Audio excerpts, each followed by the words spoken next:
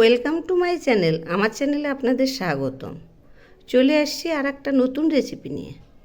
এই রেসিপি বানানোর জন্য এখানে আমি বরবটি কালাই, আলু, কাঁচকলা, ঝিঙে আর বেগুন ছোট ছোট টুকরো করে নিয়েছি, আর সঙ্গে 3টে কাঁচা লঙ্কাও চিড়ে নিয়েছি। এখন আমি এগুলি সরিয়ে নিচ্ছি।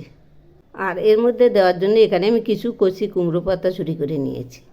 এই যে দেখুন, এই রকম কচি কুমড়ো পাতা, এগুলি আমি এই যে এইভাবে ঝুরি করে নিয়েছি, এই যে এইরকম করে। এখন আমি কড়াইয়ে আগে থেকেই তেল বসিয়েছি। এর মধ্যে আমি শুকনো লঙ্কা দিলাম। এর মধ্যে 4 চামচ সরিষার তেল আছে। লঙ্কাটা ভাজা হয়ে গেছে, এবার আমি নামিয়ে নিচ্ছি। আর ফোড়নের জন্য দিচ্ছি সামান্য একটু কালো জিরা, আর এর সঙ্গে দিচ্ছি 3টে কাঁচা লঙ্কা। এখন আমি সবজিগুলো দিয়ে দিচ্ছি।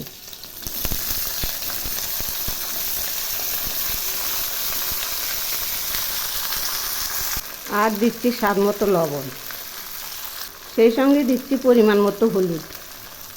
এবার আমি এই সবজিগুলো খুব ভালো করে ভেজে নেব। এই রান্নাটাতে একটু তেল বেশিই লাগে, সেজন্য আমি একটু তেল বেশি দিয়েছি।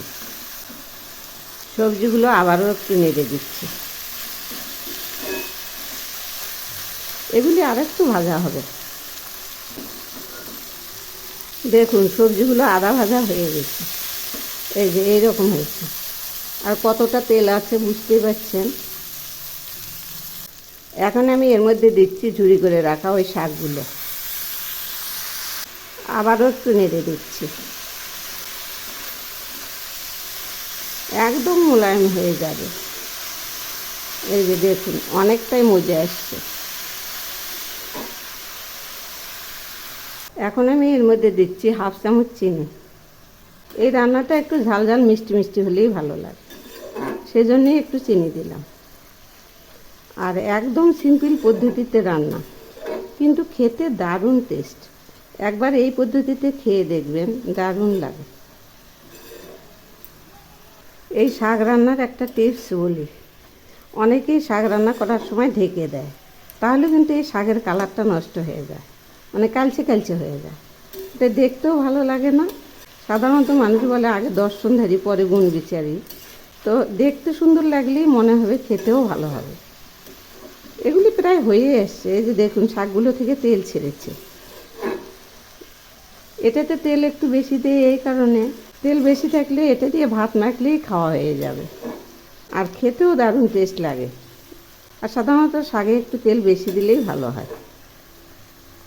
রান্নাটা কিন্তু হয়ে গেছে, এবার আমি নেড়ে চেড়ে নামাবো।